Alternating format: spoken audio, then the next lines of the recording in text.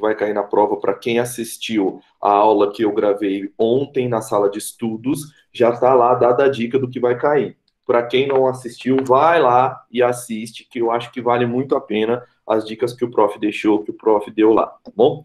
Então é importante que você pegue aquelas dicas. Eu sei que parece ser muita coisa, porque são 4 unidades que eu descrevi que vão cair na prova, mas fiquem tranquilos quanto a isso, tá? O que mais vai cair na prova são as características gerais dos 4 grandes grupos. Como, para falar dos 4 grandes grupos, a gente usa alguns termos falando dos tecidos, alguns termos falando dos órgãos vegetativos, que são os principais órgãos da planta. Então é importante que você saiba os conteúdos da unidade 3 e 4 também para te ajudar. Tá? Eu fiz uma listinha de exercícios lá no Super Pro, ó, só para tirar de uma vez por todas essa dúvida com relação ao Super Pro. O Super Pro é uma plataforma que não está relacionada com a Google for Education e nem com o Google Classroom.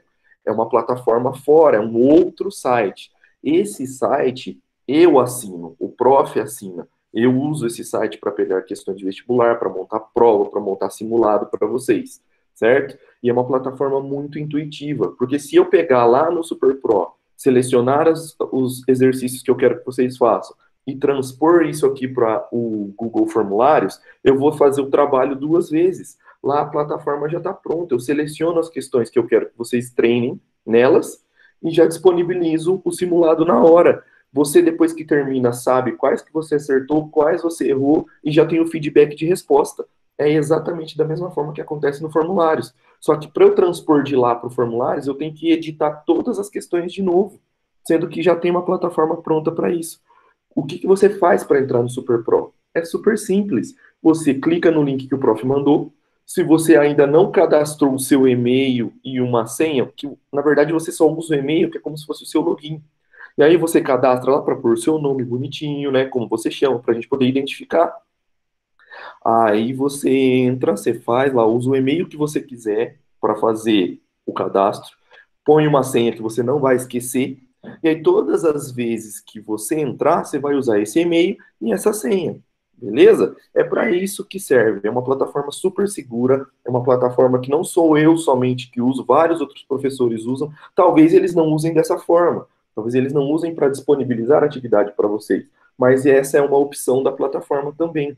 E é uma plataforma segura, porque é uma plataforma privada, não é de graça, maravilhosa, a gente paga, tá? Então é um investimento a mais que a gente faz para melhorar e simplificar para vocês também, beleza? Então toma cuidado com isso daí, para que você consiga trabalhar certinho. Não é a primeira vez que o Prof põe atividade lá. Já faz tempo que tem atividade no Super Pro, tá bom? Então é importante que vocês fiquem ligados aí, para conseguir se ligar nessa parada aí. Deixa eu só fazer uma coisinha aqui, eu já vou respondendo. Ó, o João já mandou a pergunta aqui, prof, vai cair parte dos meristemas? Não, eu não vou cobrar os detalhes dos meristemas. Por exemplo, ó, o meristema primário, ele lógico que o básico você tem que saber. O que, que o meristema promove? Crescimento longitudinal. O que, que o meristema secundário promove? Crescimento em espessura. Crescimento em espessura não tem em todas as plantas. Então, algumas plantas têm crescimento secundário, outras não. Por quê? Porque umas têm meristema secundário e outras não têm. Beleza? Mas eu não vou cobrar de vocês o detalhe, por exemplo, olha, quais são os tipos de meristema primário? O que os meristemas primários vão formar de tecidos diferenciados depois? Não. É importante que você saiba mais os tecidos, as funções de cada um dos tecidos, do que essa decorebinha de meristema, tá? Então, eu tentei abordar na prova de vocês aquilo que mais tem sido cobrado em vestibular, em Enem de vocês, para vocês perceberem como isso pode ser cobrado de nós, beleza? O restante desse conhecimento sobre as plantas e tudo mais, isso pode ser, é importante para você entender os processos que a gente vai estudar daqui a pouco, que são os processos fisiológicos da planta, beleza? Então é isso. Vamos lá, vamos continuar aqui. Ai, vamos lá, manda pergunta aí pro prof. Hoje é isso, hoje nós vamos tirar dúvida aqui desse negócio.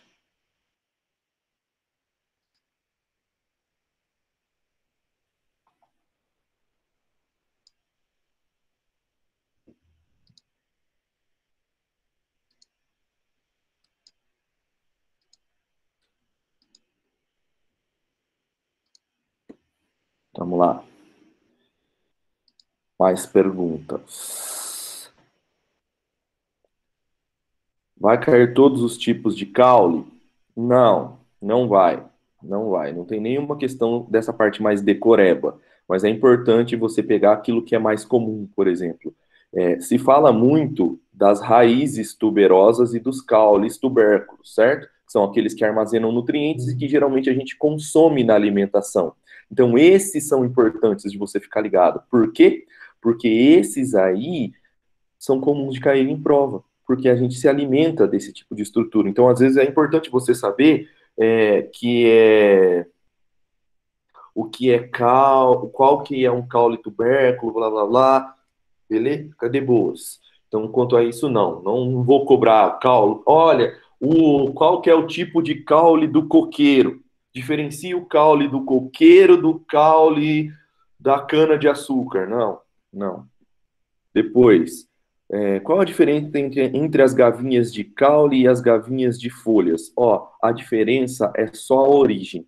A função é a mesma, beleza? Porque ambas têm função de fixação em um substrato para suportar a planta. Tanto a gavinha que é folha, como a gavinha que é caule, o objetivo delas é sustentar o caule verdadeiro. Tá? Então, tanto a gavinha, que é uma folha modificada, como a gavinha, que é um pedaço do caule modificado, tem função de sustentação. A diferença é a origem, mas tem em ambas as estruturas. Tem. É igual o espinho.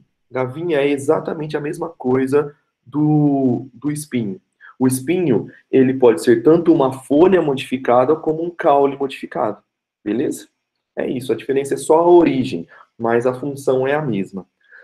Depois, aqui a Laura mandou aqui. Prof, o que precisa saber sobre a gema apical? Por hora, o que você precisa saber sobre a gema apical é que a gema apical contém meristema primário.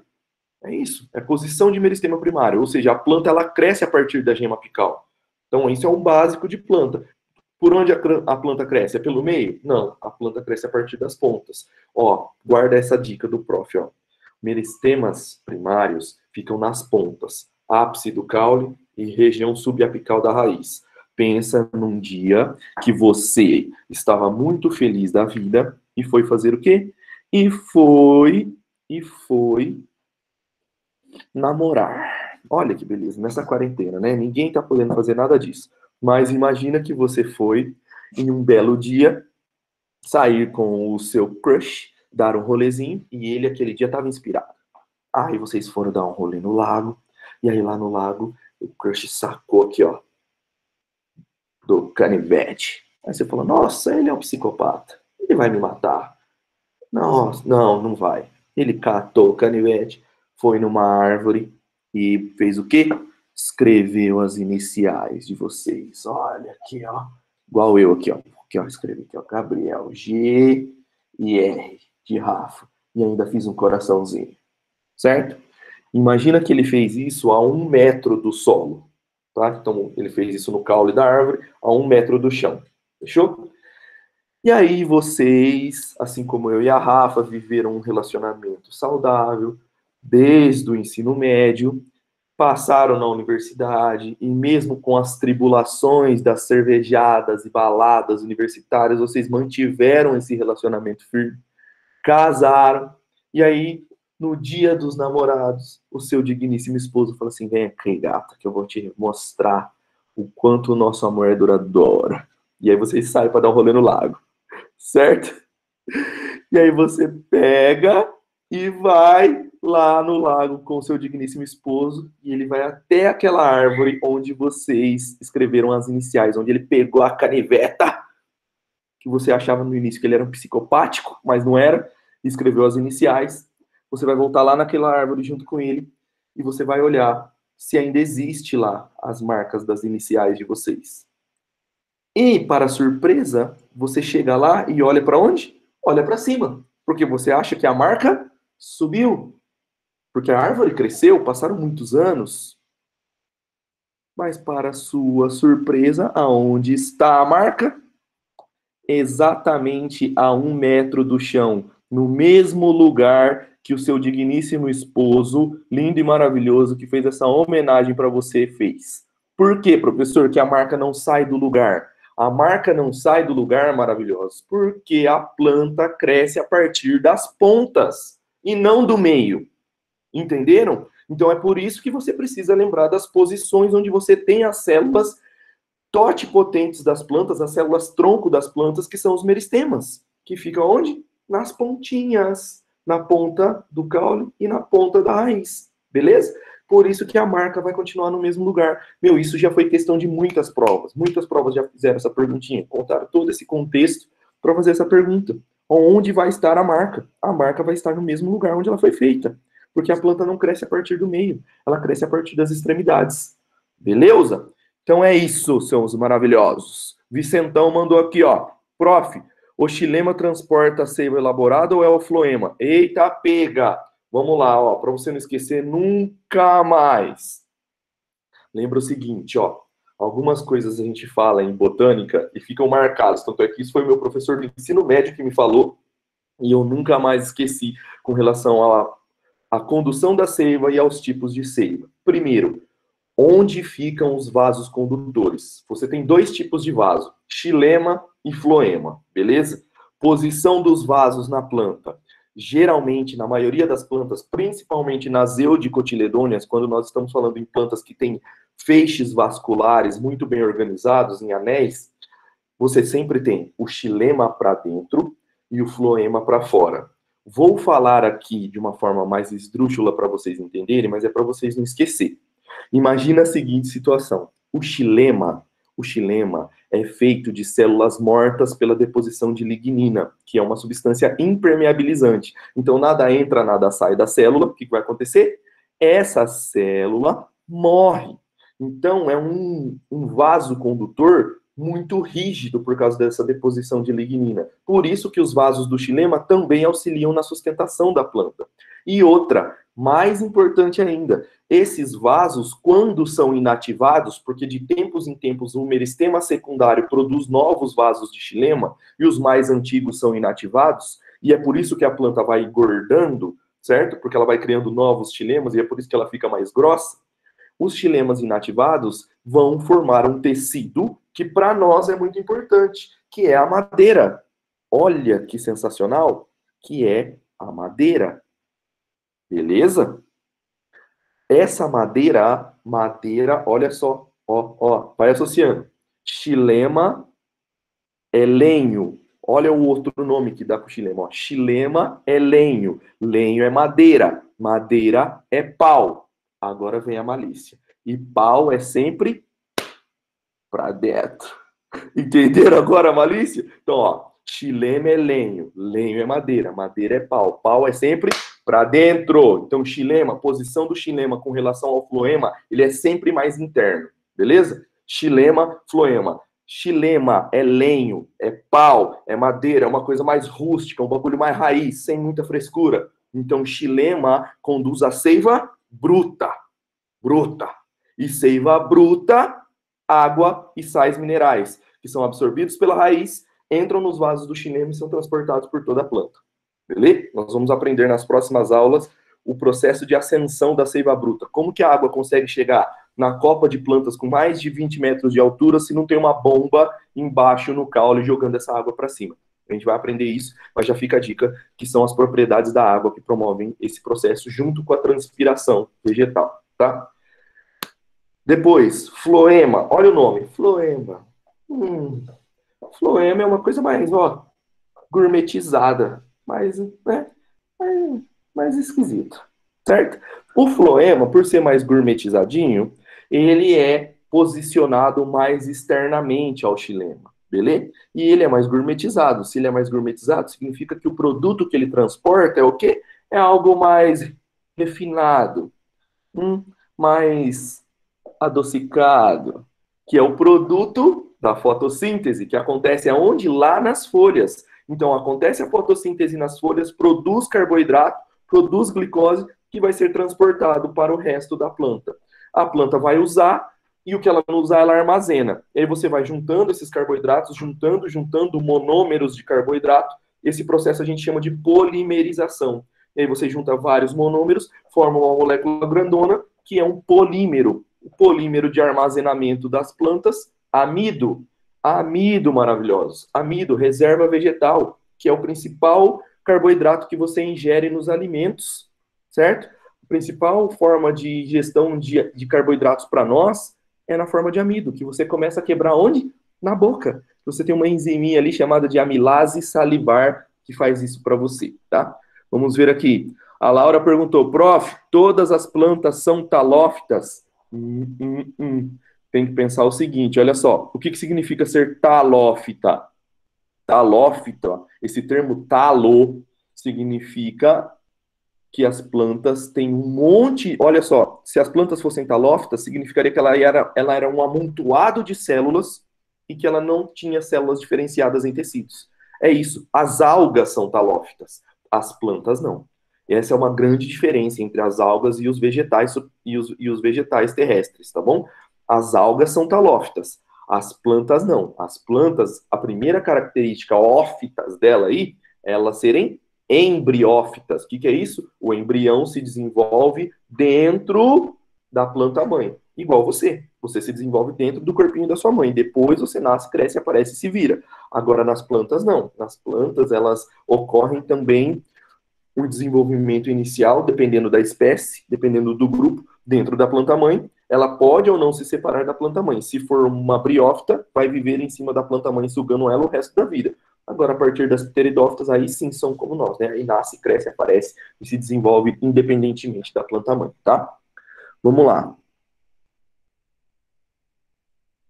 Isso, a Laura falou assim, prof, nas eudicotiledôneas o caule tem vasos organizados que formam aqueles anéis na árvore? Tem.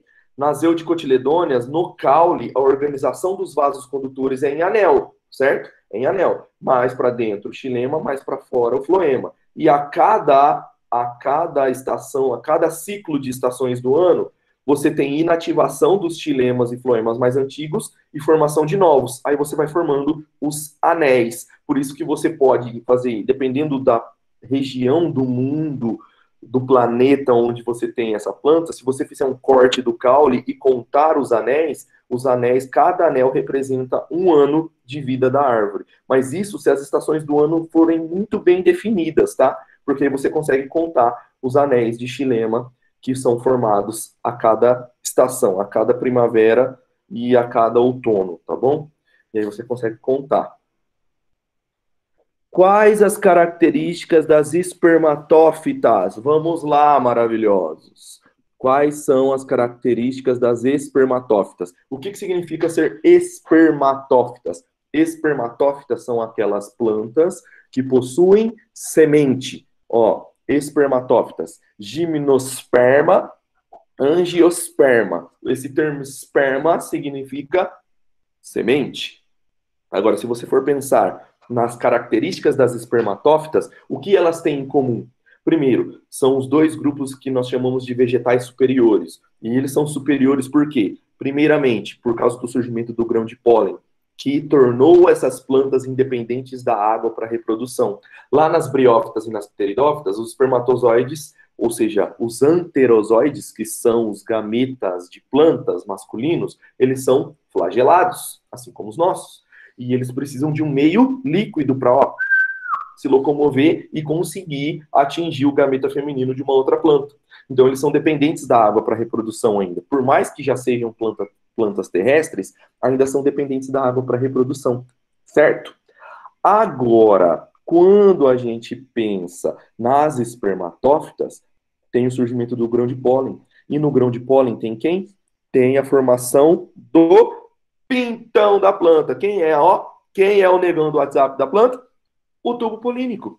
O tubo polínico, maravilhoso, tem a função de, ó, transportar o gameta masculino até a oosfera. Aí não precisa mais da água para nada, certo? Não precisa de mais água. Agora, se a gente for comparar as duas espermatófitas, angiospermas e gimnospermas, primeiro, quem surgiu primeiro na escala evolutiva? Gimnosperma. Qual a grande diferença de gimnosperma para angiosperma? O surgimento do quê? De estruturas reprodutoras mais robustas nas angiospermas, que deram a elas mais sucesso reprodutivo, porque elas têm a capacidade de atrair mais organismos para ajudar na reprodução. Por quê? Flor e fruto. Olha isso. A flor tem a capacidade de se adaptar ao ponto de atrair polinizadores, ou seja, para que o pólen seja disseminado de uma forma mais eficiente. Lá nas gimnospermas, o pólen era disseminado geralmente pelo vento só. Nas angiospermas, a flor atrai muitos animais em troca de néctar, em troca do próprio pólen, atrai porque libera substâncias que imitam o cheiro de fêmeas. Às vezes a flor ela tem o formato de uma fêmea para atrair o macho, achando que é uma fêmea para acasalar, e na verdade não é, é só uma flor, né, dando migué, e o cara cai nessa história e acaba saindo de lá cheio de pólen. Então, as plantas elas foram se adaptando a esse processo reprodutivo para que ela conseguisse otimizar a reprodução. E nas angiospermas, o surgimento da flor e a flor evoluir ao ponto de se adaptar a um tipo de polinizador específico, para atrair um determinado tipo de polinizador, para levar esse pólen para ela. E depois, a formação do fruto, que além de tudo, de proteger essa semente, ainda atrai dispersores, porque existem animais que se alimentam do fruto. E aí, consequentemente, ele leva a semente junto com ele. Então, isso trouxe às angiospermas um sucesso reprodutivo absurdo. Certo? É nesse sentido que você precisa pensar. Se você for analisar, isso não foge muito da nossa realidade. Cara, você fala assim, meu, lógico, faz todo sentido isso aí. Só que as gimnospermas também são feras. Pô, estróbilo, que é a estrutura reprodutora, a semente, né, a dispersão do grão de pólen pelo vento, tudo isso já é uma novidade evolutiva que trouxeram a elas um sucesso absurdo, tá? Mas nas angiospermas aí o bicho pega, a coisa fica mais chique mesmo. Certo? Então é isso, meu povo. Vai mandando aí. Se tiver mais perguntas, só mandar, tá? Vamos lá. Enquanto isso, deixa o prof mexer nos negócios aqui.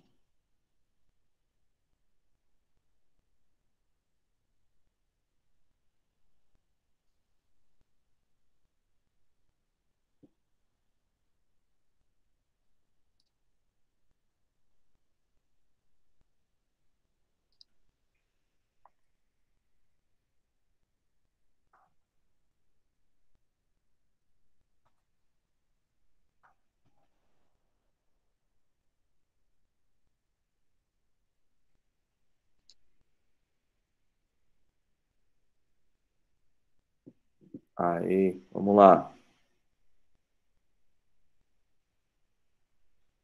Você então mandou aqui, prof, se cair uma questão falando da fase de gametófito nas angiospermas e nas gimnospermas, vai estar certo? Mesmo sabendo que não é a fase de vida, é só uma parte do corpo da planta? Cara, não vai. Ele não vai perguntar para você, em uma questão,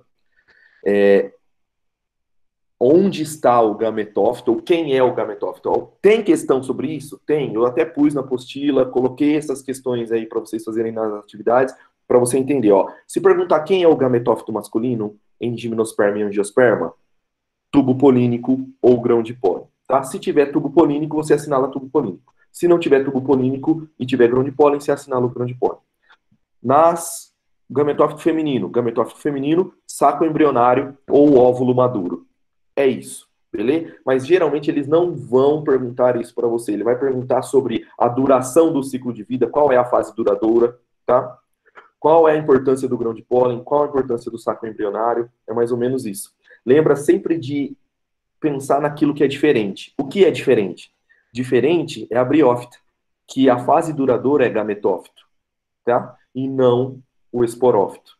E todas as outras pteridófitas, gimnospermas e angiospermas, aí sim a fase duradoura é o esporófito. Então talvez tenha uma questão na prova que vai te perguntar sobre a ideia de um ciclo geral. Por isso que é importante você saber, ó, gametófito forma gameta, gametófito é haploide e forma gameta por diferenciação celular e mitose. Certo? Esses gametas se encontram, formam um zigoto, esse zigoto por mitose se desenvolve, se diferencia na planta adulta, que é o esporófito diploide. O esporófito diploide, o nome já diz. Esporófito forma esporos. Esses esporos são formados por meiose. Nas briófitas, esse esporo vai cair, vai germinar, vai formar um gametófito. Na pteridófita, esse esporófito vai germinar e vai formar uma estrutura produtora de gametas, que não é uma planta, tá? Mas é uma estrutura independente da planta, mas produtora de gametas, que no caso das samambaias é o prótalo, tá? Nas gimnospermas e angiospermas vai formar grão de pólen e óvulo, com saco embrionário e tubo ponínico. É isso. Vamos lá.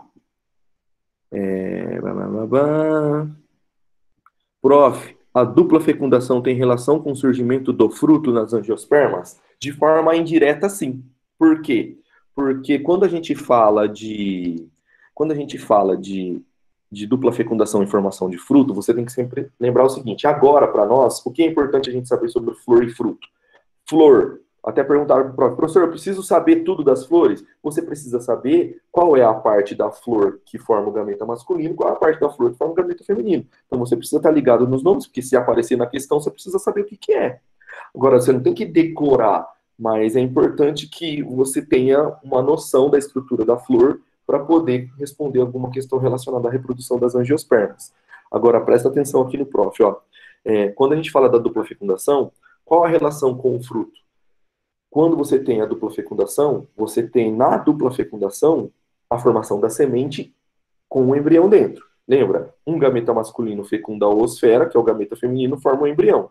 O outro gameta masculino se funde aos dois núcleos polares e forma o endosperma triploide, que vai ser o tecido nutritivo, que vai ser a substância nutritiva para o embrião, enquanto a semente não germina. E externamente a semente está onde ali? É onde estava o óvulo. O óvulo estava onde na flor? No ovário. Quando ocorre a fecundação e a formação do embrião e da semente, há um estímulo para o ovário se hipertrofiar e formar o fruto, porque começa a liberação de um hormônio que estimula a hipertrofia do ovário.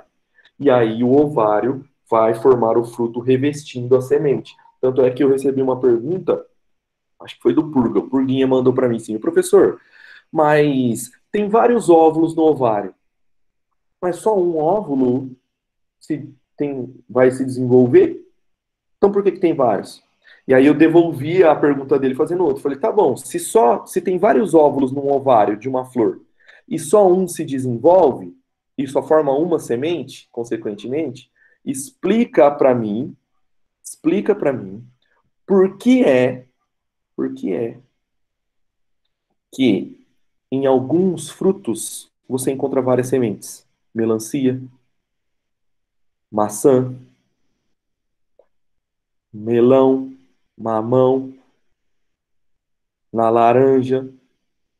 Então, o que acontece é que a gente precisa raciocinar e relacionar as coisas. Se eu tenho várias sementes, significa que o fruto foi formado em volta pelo ovário e lá todos os óvulos foram fecundados e formaram sementes. Sacaram? Então você pode sim, cada óvulo dentro de uma flor, ser fecundado por um grão de pólen diferente. E aí esse monte de óvulo fecundado dá origem a um fruto cheio de sementes. Sensacional. Sensacional. Tá bom? Então lembre-se, de onde surge o fruto? Da hipertrofia do ovário. De onde surge a semente?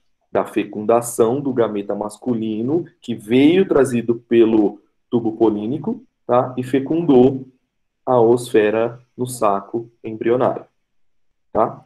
Vamos lá, vamos mais. A Laura perguntou se pode tirar uma dúvida do Maxivest. Manda aí qual que é. Eu vou pegar o Maxivest aqui e a gente já resolve junto, tá? Vamos lá, a Pietra falou assim, ó. Prof, as gimnospermas são sifonógamas. Beleza. Mas elas são fanerógamas também? Boa, boa, boa, boa, boa, boa, boa. Vamos lá. Pode receber mais de uma classificação? Maravilhosos. Na verdade, não é mais de uma classificação. O que acontece é que são duas coisas diferentes. Por exemplo, elas também são traqueófitas, espermatófitas, certo? Talvez esses critérios de classificação não diferenciem elas umas das outras, mas coloquem elas nos mesmos grupos. Por exemplo, quem são as plantas traqueófitas? Pteridófita, gimnosperma e angiosperma. São os três grupos que têm vasos condutores, certo?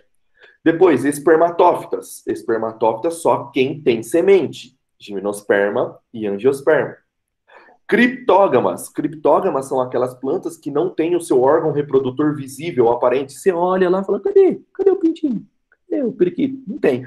Você não consegue visualizar a estrutura reprodutora diferenciada. É o que acontece com as gimnospermas e angiospermas? Não. É o que acontece com briófitas e pteridófitas. São plantas criptógamas, são aquelas plantas que você não vê o órgão reprodutor. Agora, gimnosperma e angiosperma são chamadas de plantas fanerógamas. Por quê? Porque o órgão reprodutor é visível. Você olha para um pinheiro e consegue enxergar os estróbilos, os pinguelões, os periquitos. Quando você olha para uma angiosperma, você visualiza o quê? Flores, que são os órgãos reprodutores. Então, o termo fanerógama significa que são plantas com órgãos reprodutores visíveis. Quem são fanerógamas? Gimnospermas e angiospermas. Professor, e sifonógamas? Também. O que é o sifonógama? Sifonógama é a capacidade de formar um sifão. Quem é o sifão? É o tubo polínico que cresce e leva o gameta masculino quando você tem a germinação do grão de pólen. Quem tem tubo polínico? É quem tem grão de pólen. Quem tem grão de pólen é gimnosperma e angiosperma. Então, ambas são sifonógamas também. Beleza? Tirou essa dúvida? Se sim, manda um ok aqui pro prof. Espera aí que eu vou lá pegar o meu Maxivest, tá? Vamos ver aqui se tem mais alguma pergunta. O Vicente mandou, vai ter dicas matadoras no Insta? Pô, mas já deixei diquinhas matadoras naquela aula de ontem, mas tá bom, vai. Amanhã eu vou fazer uma diquinha matadora. Beleza? Faça um videozinho lá no meu stories do Insta pra galera dar uma olhada lá, diquinhas matadoras. Tem que ter, né? É tradicional. Tem que manter essa tradição. Então amanhã, sexta-feira, depois do almoço, tem diquinhas matadoras no Insta, beleza? Tá combinado, Vicentão. Valeu, valeu, você tá certo. Tem que ter esse estímulo. Vamos lá. Professor, o Nicolas mandou aqui, ó. Tipo o prótalo da samambaia, só produz uma oosfera, porque nos slides está que a samambaia se forma no gametófito, exatamente. Então, ó, o que acontece é o seguinte: aquela região, aquela região do prótalo que forma a oosfera, ela vai dar, se essa oosfera for fecundada, vai se formar a samambaia a partir dali. Eu entendi a sua dúvida. Você fala assim, professor, porque fecunda e forma a partir dali, esse prótalo, ele desseca, né? Ele não vai servir para mais nada depois disso. De fato, o que acontece é o seguinte: se eu tenho a fecundação da oosfera naquele prótalo, vai se desenvolver uma nova planta adulta ali e aquele prótalo ele vai ressecar, vai deixar de se desenvolver, não vai produzir novas oosferas ali. É isso mesmo, tá? É isso mesmo. Então, quando tem a formação de uma nova planta, um novo zigotão ali dentro daquele prótalo, aquele prótalo vai investir no desenvolvimento de uma nova planta e não vai formar novas oosferas.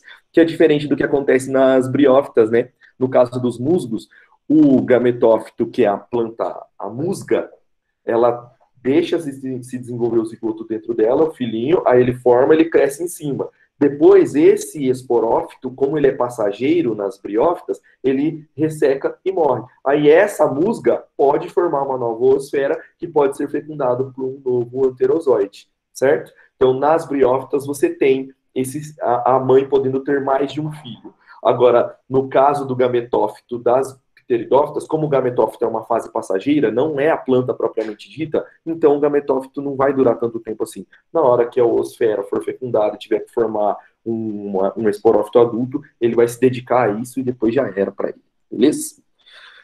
Então vamos lá.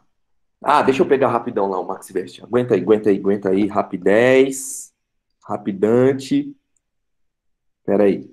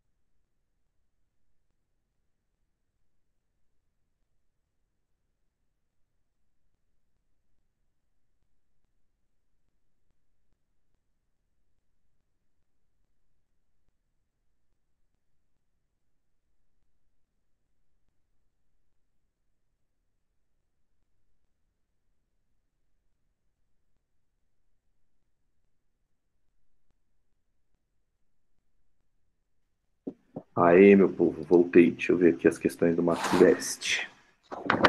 55 e 70.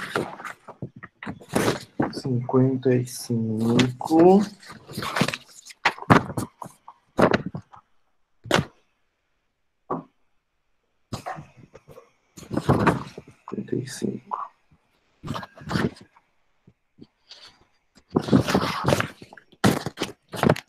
Vamos lá.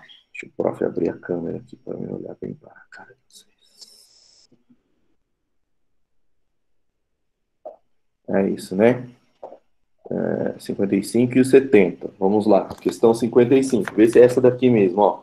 Aí manda um ok aqui para mim. 55 é aquela que fala assim, ó, na estrutura de uma raiz são encontrados diferentes tipos de tecidos. Epidérmico, parenquimático, meristemático, condutor, entre outros. Os meristemas têm a função de... Qual que é a função do meristema? De qualquer meristema. Interessa se é primário ou se é secundário. Promover o crescimento da planta. Se for primário, longitudinal. Se for secundário, em espessura. Essa é a função de meristemos. Beleza? Vamos ver o que ele fala aqui. A. Proteger a planta? Não, o meristema não tem função de proteger. Proteção é tecido de revestimento. B. Realizar as trocas gasosas no processo de respiração? Também é uma estrutura especializada do tecido de revestimento, que são os estômatos, tá? Não é. E quando a gente tem as plantas com crescimento secundário, ainda as lenticelas. Então, tá fora B.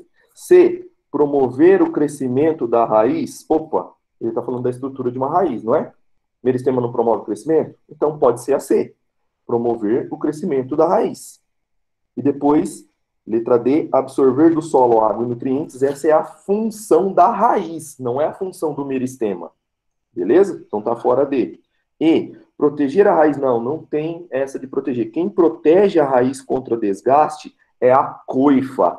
Lembra que eu falei para vocês que na raiz tem um meristema primário especializado, que é um capacetinho que fica na ponta da raiz para não destruir as células do meristema primário?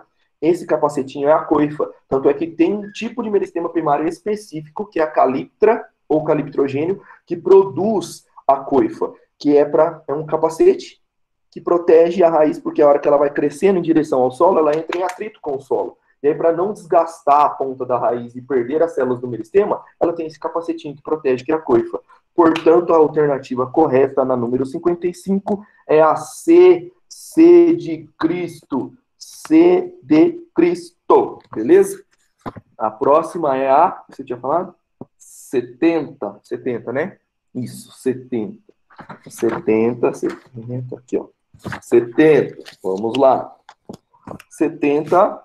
Ele mostra uma figura aqui na questão 70, né? Ó, isso aqui, ó. Essa figurinha aqui. Então, vamos lá. Questão 70. A figura ilustra raízes e ramos com folhas, os quais brotam a partir de uma batata. Dessa forma, tal órgão vegetal pode ser utilizado tanto para o plantio agrícola como para o plantio visando a decoração de um ambiente doméstico. A capacidade de gerar novas porções vegetais, sejam ramos, folhas ou raízes, indicam que a batata é. Vamos lá. Letra A. Nós estamos falando da batata, uma batatinha comum, certo? Então tá. Vamos lá. A batata é uma raiz com gemas laterais capazes de se desenvolver. Gente, a raiz não tem gema lateral. A raiz vai ter só o quê? Vai ter só a gema apical ou gema subapical. Fica na ponta dela. Ela não tem gema lateral. Quem tem gema lateral é caule. Beleza? Vamos lá. Então a A está fora. B, uma raiz cujos tecidos mais centrais são capazes de se desenvolverem.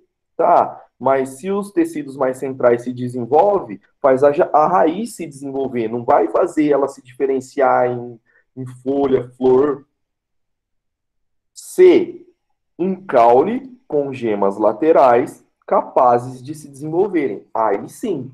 Porque se você pegar, qual que eu acho que era a dúvida que gera aqui? É se essa era uma batatinha comum ou se era uma batata doce. Mas se ele não especificou que era batata doce, então geralmente é a batata comum. Essa aqui é muito de boa. Por quê? Porque batatinha, guarda isso, batatinha, aquela maravilhosa que você come do McDonald's, do Burger King. Inclusive, já falei isso em aula, vou repetir aqui, fazendo propaganda de graça, hein? Sem, quem for amigo de alguém de lá, já fala para ele me patrocinar. Vocês já comeram a batatinha do Arnalds? Rapaz, aquele Arnalds não entra no mercado para brincar, não. Quando ele faz as coisas, ele faz para arregaçar. Sabe o sorvetinho que também tem no McDonald's e no Burger King? O Arnalds também tem. É melhor. Tudo desses caras é melhor, pelo amor de Deus. Então, a batatinha do Arnalds, agora eu não vou mais nem falar Burger King e McDonald's, porque dele é melhor. A batatinha do Arnalds, gente, ela é feita de batata inglesa, que é a batatinha comum. E a batatinha comum, amor, nós temos batata aí? Não tem, né? Ai, cara, senão eu ia mostrar pra vocês. A batatinha comum, gente, ela é um caule. E tanto é que na batatinha comum, se você tiver aí na sua casa, vai lá na cozinha, pede pra sua mãe a batata emprestada. Pede a batata, traz aqui e liga a sua câmera para mostrar para todo mundo. Ajuda o prof, vai. Faz esse favor para mim. Você vai ver que na batata, ela tem o quê? Ela tem algumas bolinhas, assim, que a gente fala que são pequenos óleos. Essas bolinhas que você vê na batata são as gemas laterais. O que são gemas laterais? Gemas laterais são regiões com células meristemáticas, que tem células do meristema primário. São células tronco, são células embrionárias da planta, que podem se diferenciar em qualquer estrutura do vegetal. Por isso que nessa questão 70, a gente tem que assinalar C, um caule com gemas laterais capazes de se desenvolverem, porque pode formar uma planta inteira a partir desse caule. Se você fizer essa experiência na sua casa, vai acontecer a mesma coisa. Pega essa batata e deixa ela separada das outras, tomando um solzinho de vez em quando. Você vai ver que esse caule, que é a batata, ela vai começar a ficar mais verdinha, porque algumas células parenquimáticas vão se diferenciar em parênquimas clorofilados para fazer fotossíntese. Ela vai começar a germinar essas gemas laterais e formar o quê? Ramos. Nesses ramos vão nascer folhas. E aí você tem a formação de uma nova planta inteira a partir da batatinha. Alguém achou a batatinha aí para mostrar para nós? Eita, vocês estão mal, hein? Então, na 70 é a alternativa C de Cristo também. Beleza? É isso aí, seus lindos. É isso aí. Tá, a Laura perguntou, professor, eu não entendi a diferença entre estômato e cutícula. Ô Laura, estômato e cutícula é assim, ó. Só para você ter uma ideia. A cutícula é uma porção de revestimento. Imagina você, eu vou dar um exemplo bem simples, para você entender de uma vez por todas. Quando você vai se apresentar ao público, por exemplo, por que muitos de vocês não querem ligar a câmera aqui com o prof? Porque você tá de pijama, porque você tá descabelado, porque não sei o quê. Porque quando você vai se expor ao público, você se produz. Imagina que para você se produzir, principalmente as meninas, os meninos usam menos, até porque a galera acha que isso é coisa de mulher, mas não tem nada a ver. Vocês usam o quê? Uma base, certo? Antes de se maquiar, para fazer a correção do rosto, vocês passam sempre uma base, certo? Então imagina que a cutícula é como se fosse essa camada protetora que você passa, que é a base, para depois se maquiar e fazer o esquema. A cutícula é isso, é uma camada acima da epiderme da folha, é um anexo da epiderme da folha, do fruto, do caule, dos órgãos das plantas, que ela fica revestindo a epiderme. Então, a cutícula ela é uma camada de revestimento além da epiderme. Para que serve a cutícula? A cutícula ela é feita de cutina e algumas ainda têm a deposição de cera, que são substâncias lipídicas. Lipídios têm propriedades químicas opostas à da água, então ela repele a água, ela impermeabiliza, tá? Então é uma substância impermeabilizante, nada entra, nada sai.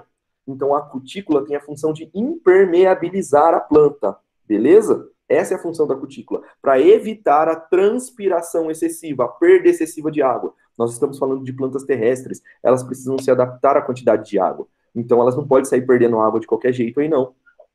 De boas? Beleza. O que é o estômato, professor? O estômato, você passou a base, certo? A base tampou tua boca? Tampou teu nariz? Não. Você precisa ter essas estruturas abertas para poder fazer o quê? Trocas gasosas, certo? Então, quando você passa a base no rosto para se maquiar, para ficar top, você não fecha o seu nariz e a sua boca, porque você precisa respirar, você precisa falar. Os estômatos são estruturas que permitem as trocas gasosas entre a planta e o meio externo.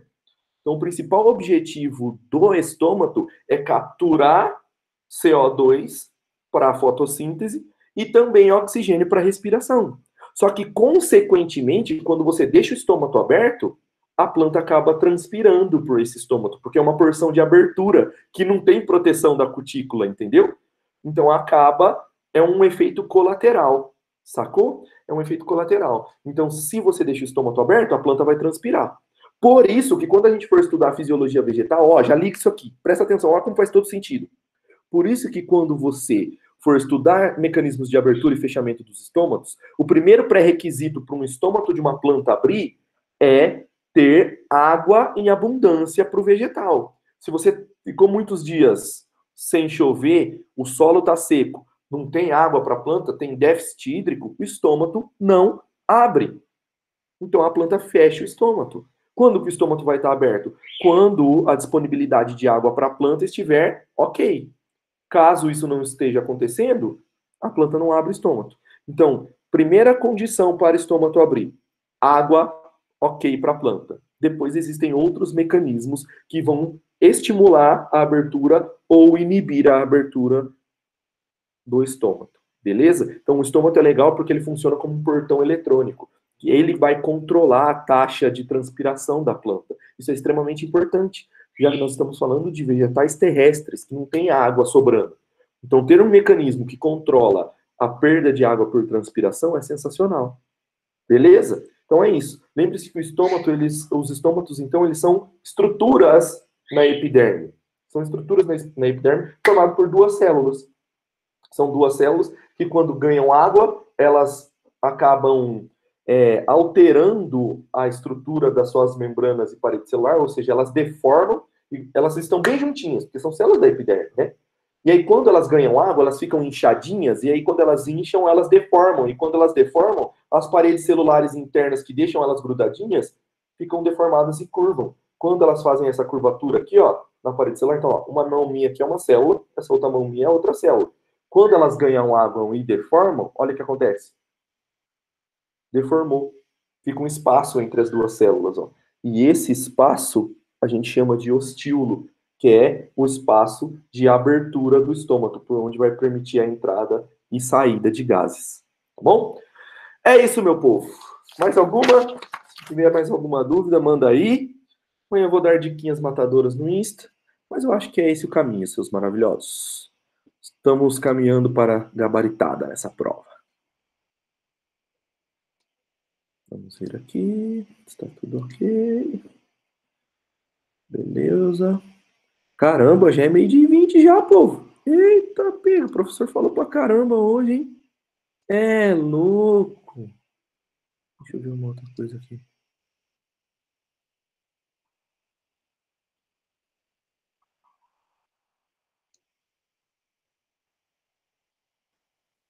Olha que massa isso aqui.